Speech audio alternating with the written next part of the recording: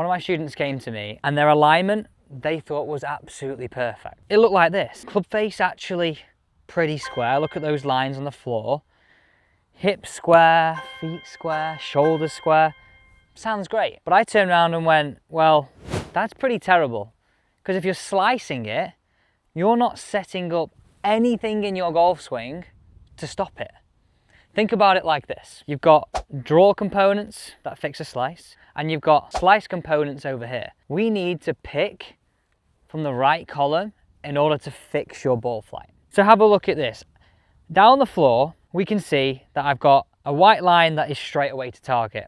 And I've done a series of 1, 2, 3 other lines which just sit at 90 degrees to that. Now, if I'm slicing it right now, I need to have a bit of the hook or draw components added into my setup to try and make it hit a little straighter.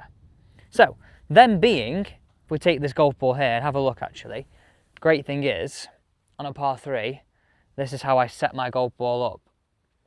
I have these 2 top lines either side which effectively work as my white line, that'll be this one and this one, and the middle golf ball, my vice ball there, effectively works as this straight line. So it's almost like on a par 3 or any time I can tee it up, I've got a great addition. But that's a little by the by. You don't need that.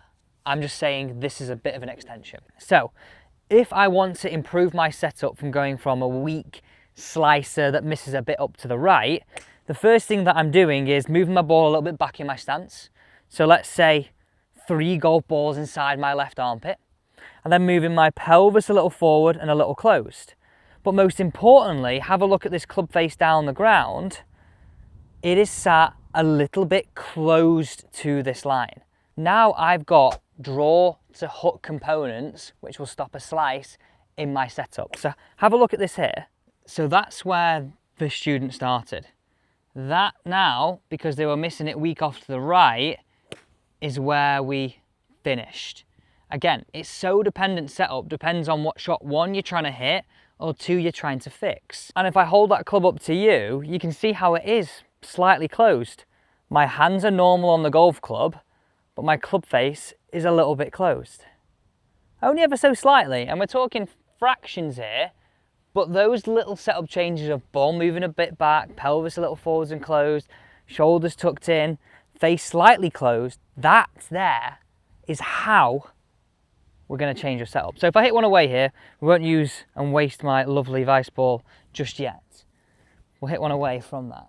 And the beautiful thing is, this is just chalk line, like I say. You can hit shots straight off this. Start with it square, move it back, close the face. And look at that shape. That wind's battering me off my left and I've just sort of drawn it into it. Oh, we hit the 150, exactly where we're aiming. So, can you see now how if we're wanting to stop a shot, we have to set up that way?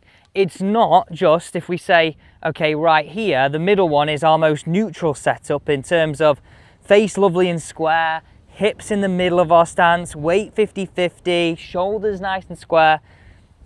That's great, but it doesn't put us down the avenue of playing a shot. Now, anytime you're on a golf course, I would hope that you are choosing one avenue. Either I'm trying to stop my slice or I'm trying to hit my draw. So if we flip this scenario on its head right now and go, okay, if I'm someone who hooks the golf ball, how can I improve my setup? Well, let's just put it on this back one, yeah? Think about it like this as stations. I'll tell you an early advanced way that I would definitely recommend you have a look at very, very shortly, but this is how I'd fix it. So if I was someone that was hooking the golf ball, I would need to move my ball somewhat forward in my stance. If I was 3 golf balls back to try and stop my slice, I want to move it a little forward in my stance, let's say 2 golf balls inside my left armpit to stop my hook. So moving it forward is very advantageous if you're a golfer right now who's suffering with a hook. The next thing is I want to feel as though my pelvis isn't as closed.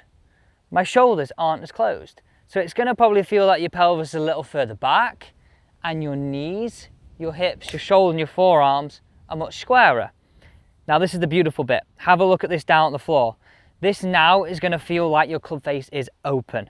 So to reference, if we're slicing it, this is where we started to stop that slice, to make it more draw bias. Hands forward on the left thigh, but club face looking closed. This is all nice and neutral. This is where we're going to start to try and stop that hook and hit more of that fade. And if I hold that up to you, you can see how it is a little bit open. But think of your setup again. I come back to this point. We're setting up to the golf ball to either hit a desired shot or fix a shot we're currently hitting. And in this case, they're the components I would add into my swing if I was suffering with that low, hooky, horrible shot for a right-hander that goes over in this direction. So let's hit one away now.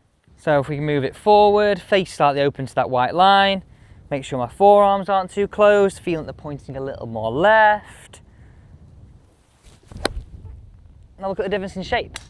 I've just hit a fade on command, feeling the same swing, but adding in different setup components. Now, how I would do this to target is this, and that's the next piece we're going to add straight in. Coming back to this golf ball and how we align to target, this is great for par threes, or you can do the same thing with your driver. The other thing that'll be different with driver is your ball position is going to be more forward relative to when we have our 7-iron in our hand. Now, I mentioned this. These two outer lines are going to represent your club face and where that alignment is. This center line is going to represent the white line, the long one that was pointing all the way to target. Now these are the tracer balls from Vice. I actually like the blue and the red. I think it pops quite nicely. Now I've been using these in the Pro and the Pro Plus format. I've been changing it up, seeing which one works best for me. Now I'll leave a link and you can save it at the checkout with my code right here. But the reason why I'm leaving the link there is you can actually go through a ball fitting tool, work out which is the best ball for you. So you know when you're striking it better, you're aligned better, you're good to go. And again, these are the traceables. These make alignment so much easier. Putting, everything. So on the tee, we're going to use it that way around. And on the putt, I use it that way around. And get it like moving like a track all the way to target. So this is how I align to target. We'll do it for both. We'll start with the hookers. So I tee up on a tee or I place down a par 3, whatever way I want to go.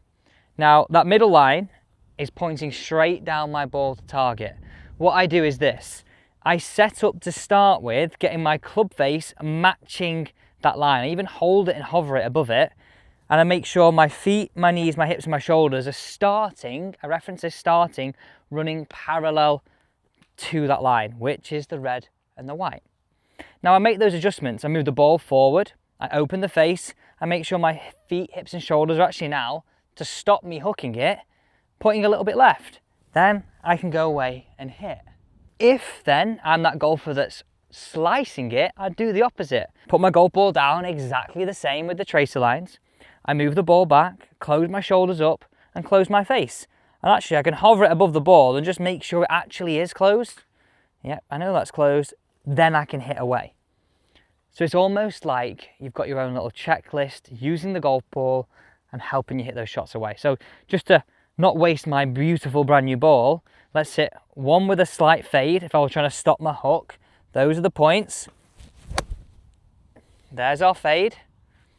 And we'll list the points on the side of the screen now to stop your slice. That's ball slightly back, shoulders tucked in, club face closed. And there you go. A draw even on that left to right wind. You now know how to get your alignment to target relative, not just any alignment video this, it's relative to the shot you're trying to hit, or 2, you're trying to fix.